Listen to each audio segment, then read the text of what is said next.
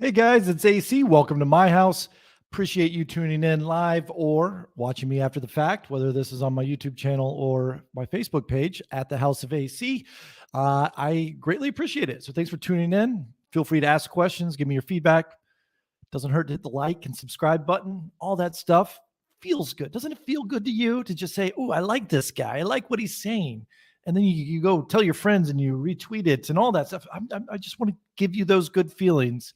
And you know what? It'll make me feel good as well. So this is an episode to tune in. If you're sort of stuck and you're like, I have these big dreams, I don't know how to get them, I don't know how to reach them, I don't know how to achieve them. Maybe you have some vagueness to your dreams and you need to narrow and define them a little bit more. This strategy that we're going to talk today is called SMART goal planning, and SMART's an acronym, and it's really actually quite simple. And I've been doing this. I realized as I was prepping for this episode, all three of my books, I've used this strategy. I actually write about it in my second book, but the strategy is SMART. So SMART stands for specific. S is for specific. M for measurable. A, achievable. R, relevant. And T, time bound. So that's all it takes to have a really good goal. SMART, specific, measurable, achievable, relevant, and time bound. So if you think about what goal you have, and then you just sort of match it up and make sure it hits these elements, the SMART elements. So, growing up, it was important to me to be rich. I was surrounded by wealth growing up, but my family wasn't wealthy. I felt like I was always missing out on things. My friends from my school and my basketball team and whatnot, they all seemed to have better vacations than me, a better life than me, better birthday presents than me. And looking back now, I had a great life and I was definitely privileged, but I was surrounded by wealthier families than my own. Both my parents were public teachers, school teachers, occasionally pulling lost and found jackets. What was it? Members only jacket. My parents wouldn't buy it for me. We didn't have the money, but I'd find one that fit from the lost and found, things like that to get by so that I could fit in. So I always felt like an underdog and outcast, which made me just want to be rich. And that's all I said. I want to be rich. I want to be rich. It wasn't a defined goal. I remember asking my mom once, like, my mother, what's a job for rich people? And she said, you got to be an entertainer. An entertainer makes a lot of money.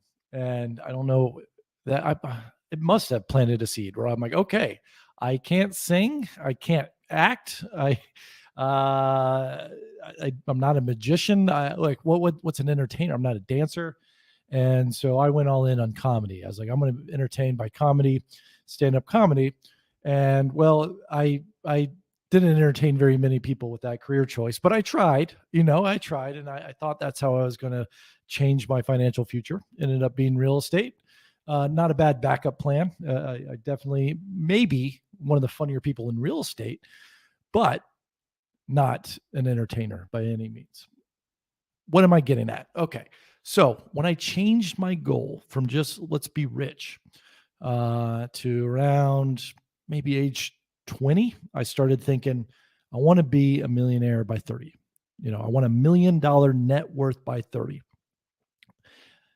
That aligned with the SMART goal, the SMART acronym that I didn't realize at the time, but it changed my way of thinking because it was very specific, which is the S. Then it was very measurable. Do I have $1 million net worth? What's the definition of net worth? It's all your assets minus all your debts. That's very measurable. Is it achievable? There's other millionaire 30-year-olds out there. It is something that's achieved. It's realistic. It's ambitious, overly ambitious. And the way I looked at it is sort of like, man, if I don't get there and I get $500,000 by 30, I'm still better in life, right? That no harm done trying, but I did everything I could to make that happen. Is it relevant? Is it relevant to my goals? Yeah, my goals to change my financial future and my life, and to feel like I am, some financial security. very relevant. The R in SMART and the SMART goal planning. And T, is it time bound? Yeah, there is a definite end date. My age of 30 is my end date, so it's time bound. So it met the definition of SMART. I didn't realize it at the time. And it's just worth mentioning. SMART was, this has been around for 40 years. Creator George T. Doran created the SMART anagram for goal planning. He doesn't get enough credit for it now. Everyone just talks about SMART without mentioning George T. Doran's name. So good looking out, George. This is wonderful advice. And it helped me change my mindset. It put me on a path. Was specific, measurable, achievable, relevant, time bound. And of course, the result is a book called $1,000,000 by 30, which I wrote right there over my shoulder. You can buy the book. Go to Linktree/the House of AC. You can find a link to all my books there. And it was great. Like, it's the journey. People always say this and no one believes it. The journey's more, rewarding than the finish line. Once you get to $1,000,000 by 30, it was like, okay, what's next? Like that's fine. It didn't bring me happiness. I was actually happier on the journey because it was challenging. It was rewarding. It had its ups and downs. And it was fun. It was entertaining, and it kept me focused and moving forward. And whenever I wanted to quit, give up, I'd be like, no, I have this goal.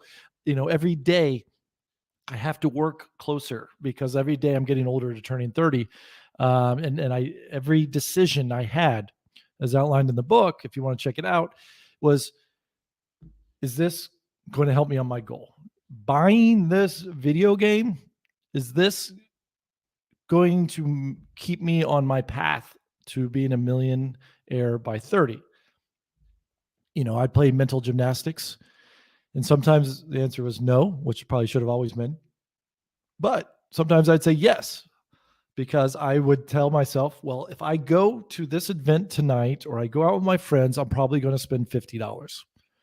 And no matter what, because I have to take a taxi, there's $20 to get into the club, I'm going to have to 2-drink minimum or whatever it is. I do the math before I went out and be like, oh, I got to spend $50.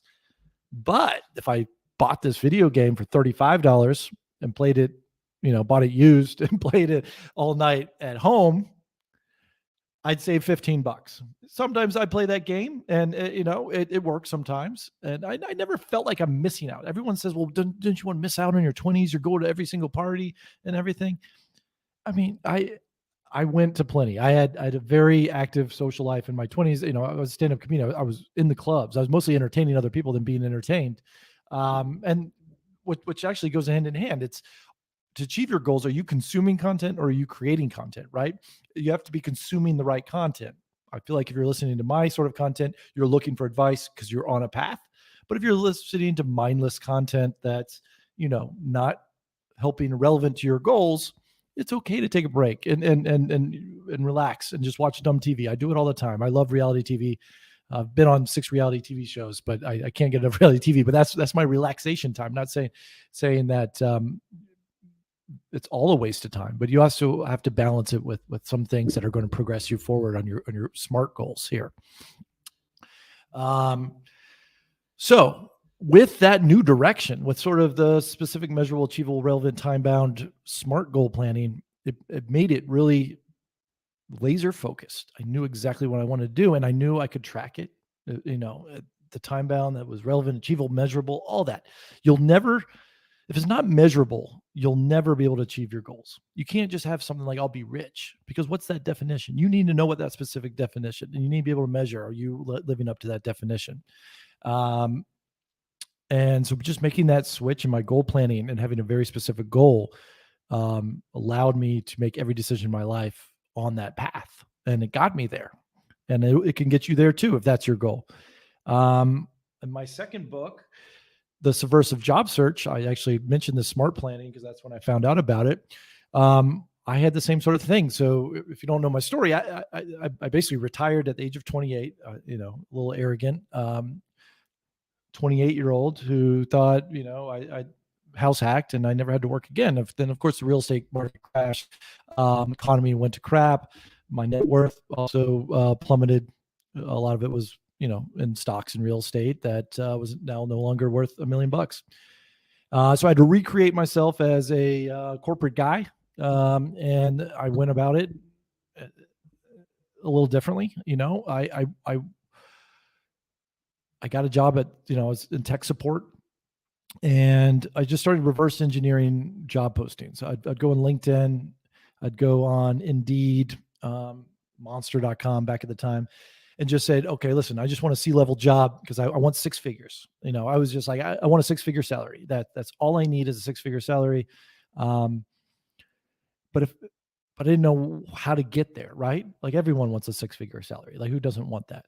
So I looked at all the six-figure salaries out there, and then reverse engineered it and took all the job postings that I thought may be something I could work towards one day, put them in a word cloud generator.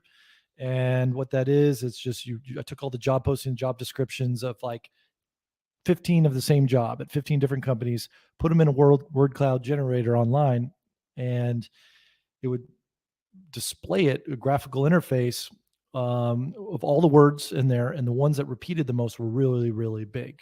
And so the ones that were giant and sticking out at me, I knew I had to have that on my resume, or I needed to have that qualification. And I just did that for job after job after job. And then what I realized, a lot of those big word clouds was MBA or masters, things that I was not planning or willing to do. And so then I narrowed it down to jobs that just needed like a certificate, not necessarily, 10 years of experience, or it just needed like a certificate. And some of these certificates were project management, planning, which, a year of classes, you can get that certificate online. There's a Scrum Master certificate, which is like this very small niche in project managing, that was like a 6-week class. And I was like, okay, I can get these certificates all day. And I realized the more I niched down and had these very narrow specific niches, I was worth more. If you're a generalist, you get paid like a generalist. But if you're an expert at a very small niche, it's hard to hire for. It's hard to hire for. And so they will pay you double, triple for that. And so I just made that switch. Well, that's the Subversive Job Search book, a little bit more detail. But what I did was, my first job, I was in basically a call center, a tech support call center. And instead of just saying I want to make a six-figure salary, I was like, okay, this is going to be my career because I've experience in this. I'm not just going to change my goal to I want to have a six-figure salary. I want to make a six-figure salary as a director of customer service center with 100 plus phone reps within 4 years. That became my goal. And when I get that specific with my goal, it laid out my career path, right? Part one, six-figure salary, that's fine. That's the measurable. That's when I know when I get to the end. Within 4 years, that's fine. It's time bound. But what it also lays out what's in between. Director of customer service center with 100 plus phone reps. Okay, so I needed a title of director of customer service. So everything I did was, is this going to give me a title of director of customer service? And then part two, with 100 plus phone reps, because I found the highest paid ones had obviously larger call centers. And so the call center I was working in had 10 phone reps, right? And so I was like, it just became crystal clear for me when I had this specific goal, like, okay, either I need to switch jobs to something that either gives me a better title, closer to director of customer service, or it has more than 10 phone reps. That's option one. Option two is I need to stay at this job, and I need to find a way to, have the power or capacity or direction to increase our phone reps from 10 to 20. Because then when I get to 20, I'll go be able to qualify for the jobs that have 30 or 40 phone reps. And it just seemed, when it was so crystal clear that staying at my own job, I would never get there. There was just too many layers. I didn't have the power to say, hey, we need to get from 10 reps to 20 reps. Like, that wasn't my role. I was a phone rep person, right? So who's going to listen to me? They're just going to say, Alan, work harder, not hire 10 more Allens. And so then I just started crafting my resume, coupled that with the word cloud, and sort of job hopped until I sort of worked my way up. And then I realized I didn't want to do that anymore, but I had earned enough experience and I was able to shift. But because I had this specific goal, it helped put me on path. I felt less anxious. I felt more secure in what I was working at. It just felt temporary. I didn't feel like I was stuck at my job anymore. I felt like it was temporary at my job until I reached my next goal, and I knew exactly what my next goal was going to be. Um, I credit the SMART goal planning for that. And then, I find that, there's a popular Bill Gates quote: people overestimate what they can achieve in 1 year, but underestimate in what they can achieve in a decade. And that's completely true. Everyone thinks they're going to do X, Y, Z in this year. Think about what you were doing last year, and what you're doing now. Maybe not a lot's changed. Maybe when you think back, you think about the vacations you went on, or birthday parties, times with friends. But when you think about where you were 10 years ago, it probably feels like a different life. 100% different lifestyle, different career, different income bracket. You've accomplished a lot in 10 years, maybe not even purposefully, but imagine if you had a purpose for 10 years and you wanted to do that, right? That's like $1,000,000 by 30 is 20. Yeah, in 10 years, I want to be a millionaire. And if you live purposefully with a future of 10-year timeline, you're going to accomplish a lot. If I think people get disappointed because they're like, I want to lose 50 pounds this year. Which is tremendous and amazing, but maybe not reasonable. People have done it, sure. But it can be done if that is your purpose. And then if they don't do it, they feel like they failed. But imagine if they lost 100 pounds in 5 years or in 10 years. I mean, that's amazing, right? And you can look back on changing your body, or just like you can change your finances. It's every decision, every time you pull out your wallet, is this going to help my financial future? Things like that. Whatever your goals are, make it very specific, and be okay with the 10-year horizon. It makes it, you're going to accomplish so much more. Like when I went my third book, House Fire, Financial Independence, Retire Early, the same sort of thing. My goal was I wanted to reach FIRE, and FIRE stands for Financial Independence, Retire Early, which basically means I don't need a day job anymore. But that wasn't specific, right? Like at what point is that, do you know you're there? It feels right. Is it a, mental shift? Well, once I replaced that, I just want to reach FIRE with, I want to have real estate rental income cover every single bill in my life. Well, that was very specific. It's very measurable, very achievable over time. A 10-year horizon was fine. It was relevant to my goals of leaving my day job, and it was time bound. I gave myself 10 years on that one. And what's great is sometimes when you give yourself 10 years, it takes 5 to 8 years. If you're that purposeful about it. And it's to me, it's a game. It gamifies. I love games, and only person playing that game is me, right? I'm not comparing myself to someone else. I saw a good TikTok video today where the guy's like, a lot of people compare their chapter 1 to someone else's chapter 10. And the way, if you make your goals this very specific, you're just challenging yourself. You hold yourself accountable, right? If I don't reach this goal, I haven't lost anyone else. I've let myself down, and I'm never going to let myself down. I'm going to do everything I can.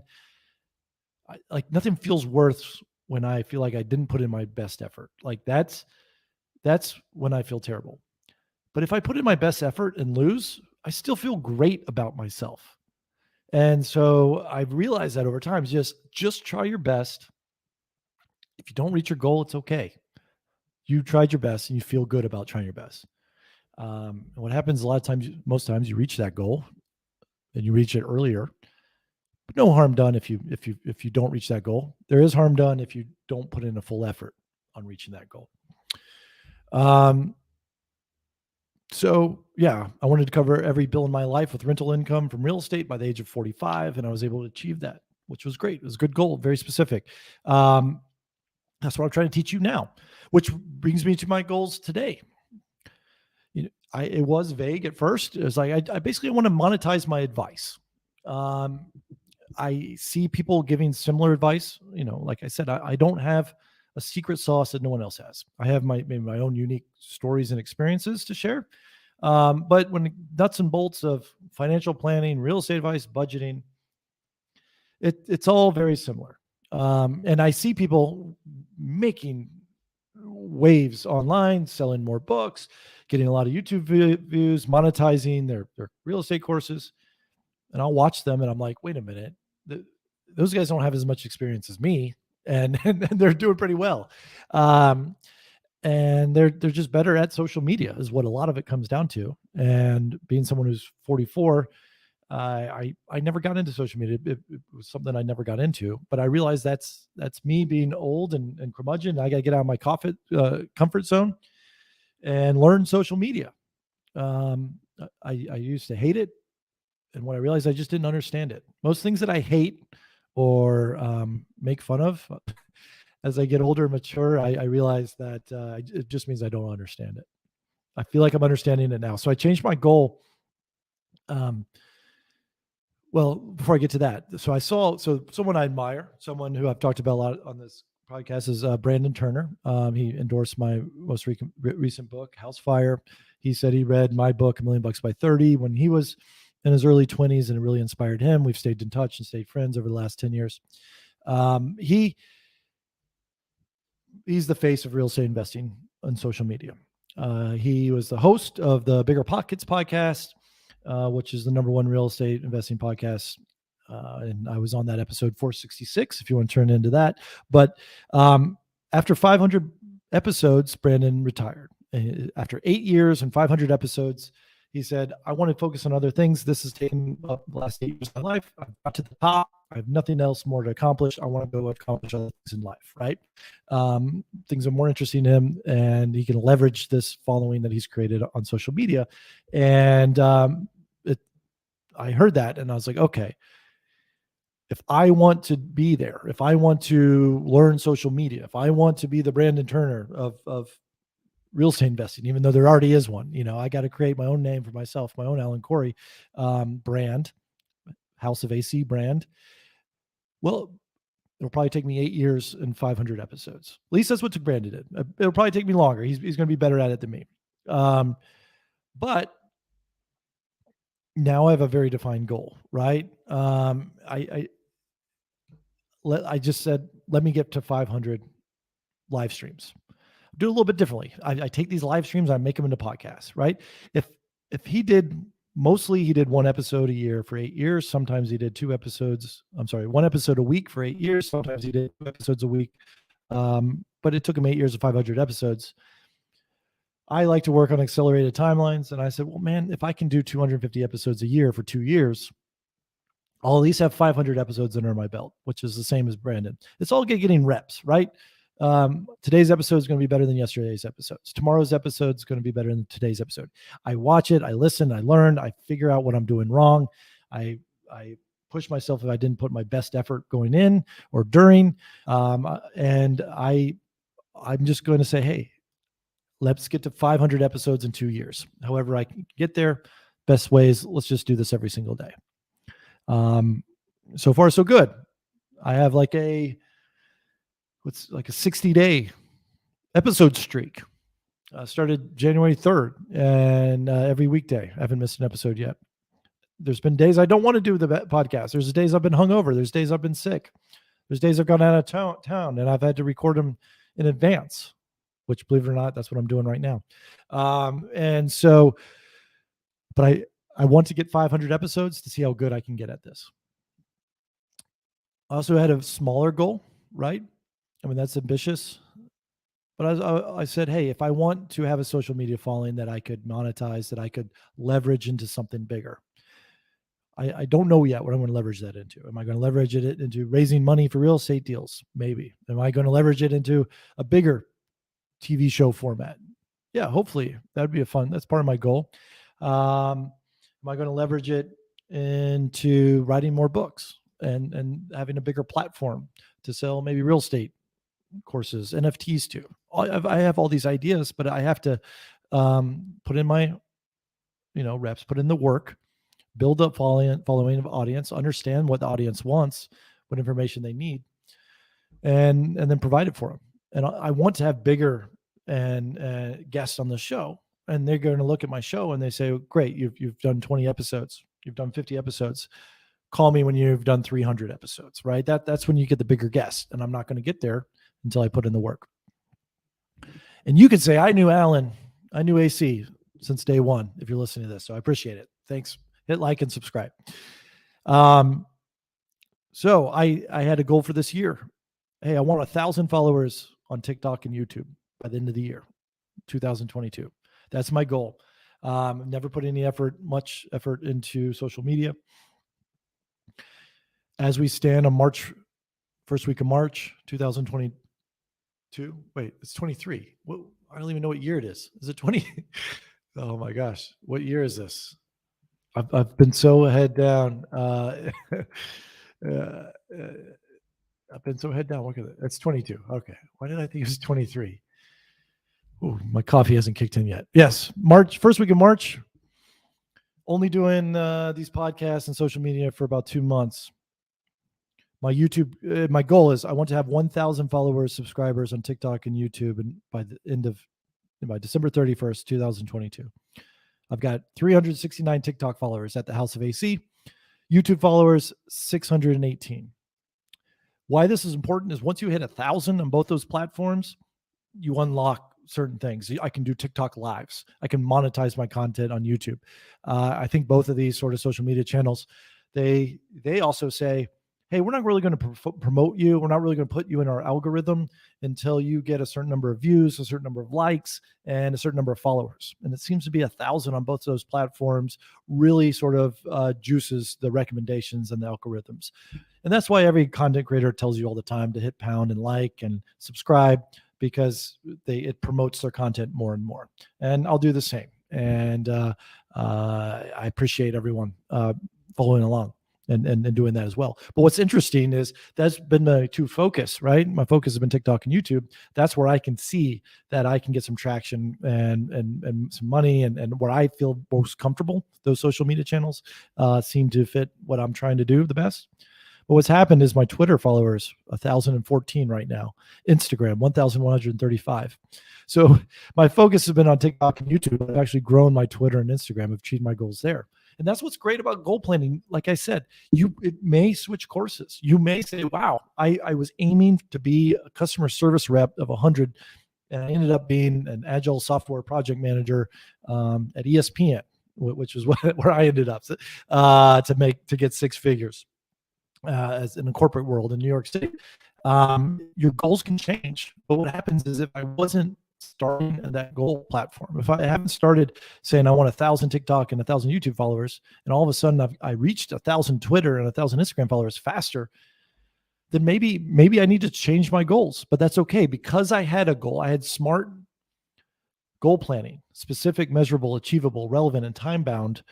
It opened up doors. It opened up other opportunities I didn't see before. And so it's really interesting. What I'm learning is TikTok and YouTube, actually all social media channels, it helps if you're a beautiful young woman.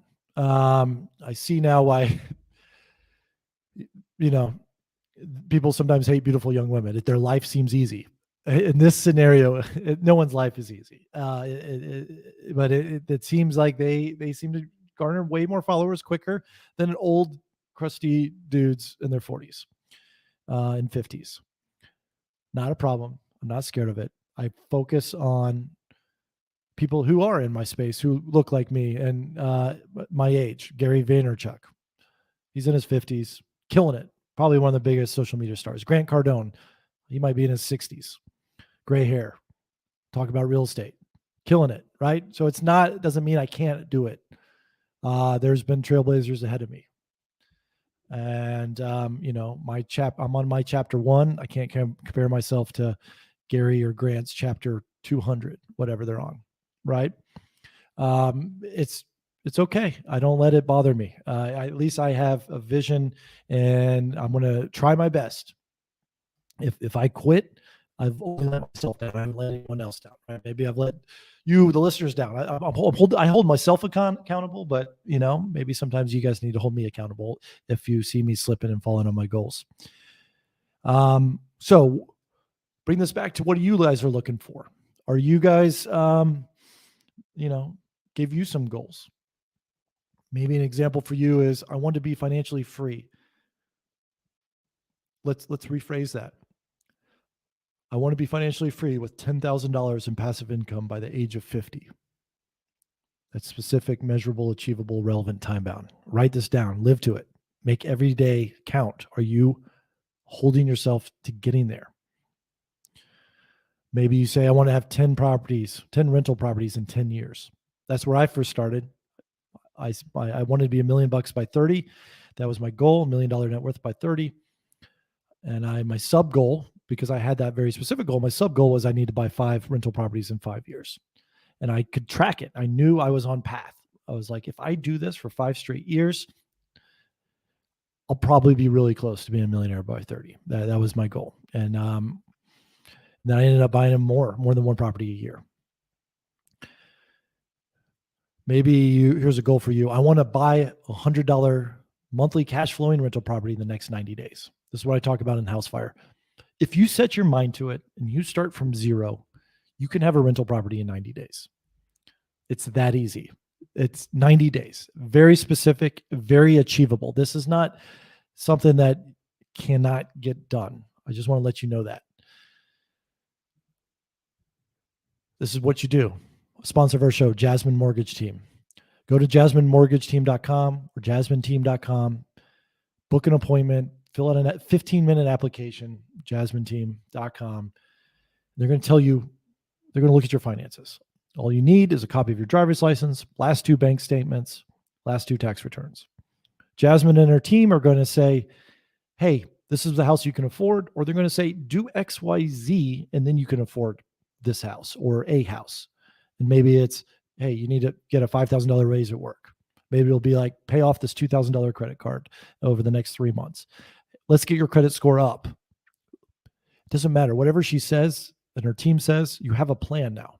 You can get that resolved in the first 15, 30 days. If you set a goal, like I want to buy a house in 90 days, first, you got to talk to someone who's going to give you money for that house. Jasmine gives me money for all my houses. So jasmineteam.com, go there, sponsor of the show here. And she's been on the show. Follow her on social media, Jasmine Mortgage Team, at Jasmine Mortgage Team. So that's it. So that's your first 2 weeks. If your goal is to buy a rental property in the next 90 days, very achievable. I talk about this in House Fire. I've challenged a few people. I've actually had readers on the show who've said, I took that challenge and I applied it to my life and I bought a property in 90 days. So check out those episodes, and we got more coming as well. What do you do the next 2 to 4 weeks within that plan? Let's say day 15 to day 30, day 15 to day 45. You find your real estate agent.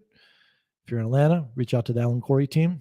If you're somewhere else, let me know. I'll find you an agent that, within my network. Talk to friends and family. I recommend getting a real estate agent that does some real estate investing themselves. They're going to find the best deals. They're going to be connected to other real estate investors, and they're going to help you find a good product. Not every real estate agent is well-versed in real estate investing. Quite simple. Just ask the agent, how many rental properties do you own, or have you done, or flipped, or whatever you're interested in. If they have no experience, that's not the real estate agent for you. But they could probably recommend one for you, right? And then, so you got your money, right, through Jasmine. You've got your agent who's going to help you negotiate and find a rental property. That took your first month, right? Your first 2 weeks, you got the money. The next 2 weeks, you got your real estate agent team. You're ready to go. And then you've got 60 days to find a house. So the next 30 days, you are going to evaluate properties. You're going to make offers on things. You're going to lose bidding wars. That's just the market we're in. Everyone will lose some bidding wars. Just have a very specific criteria. You can do the SMART planning in some regards to what you want. I talk about this in the House Fire book. Narrow down your location. Is it within a mile of a park or a subway stop? Is it within a certain zip code, a certain school district? Whatever it is, you have to have a very narrow, specific location. It helps. What product type do you want? Single family, duplex, triplex, small multifamily, what townhouse, condo, whatever it is. Um, very, if you narrow down location and you've got your budget from talking to Jasmine, and the property type that you want, then you're always comparing apples to apples. You're something's going to pop at you, one's going to stand out over the rest. But if you're looking at a duplex in one zip code and you're looking at a townhome in a different part of town, 45 minutes away, you won't be able to compare these things. You might be able to make money off both of them, and then what will happen will just freeze. You'll freeze because you're like, do I make $100 here or do I make $100 there? I'm just not going to buy either one. But if you look at 5 within the exact same product type, exact same area of town, one is going to make $105 and 4 are going to make $85. And you're going to like, okay, that's the one I want. It's just super easy. It just takes the friction of decision fatigue away, and it'll just pop out at you. Very achievable to do that. Buy a property in 90 days. And then what happens? Yeah. So within those first 30 days, you built your team. Second 30 days, you made offers and got under contract on something. In the last 30 days, it takes 30 days to close on a loan. You have to send appraisers out. You have to submit additional paperwork, things like that. Do some home inspections. And that's your 90-day plan. Very, very, very achievable. People do it all the time. New real estate investors do it all the time. I hear about them. They come on the show. I interview them. And here's the challenge. Maybe make your goal this: be on the House of AC live stream in 91 days. There's your smart planning, right? So how are you going to get that? Well, if you buy a house in 90 days, I'll interview you on here. So just reach out to me at the House of AC and let me know. All right, guys, take this SMART goal planning, apply it to yourselves. I greatly appreciate it. And I'll talk to you tomorrow. Thanks for tuning in to the House of AC. I appreciate you. I love you, whether you're watching live or after the fact. And your feedback and comments and questions on my videos on YouTube channel, I'll always reply to. So let me know what you think. And good luck out there.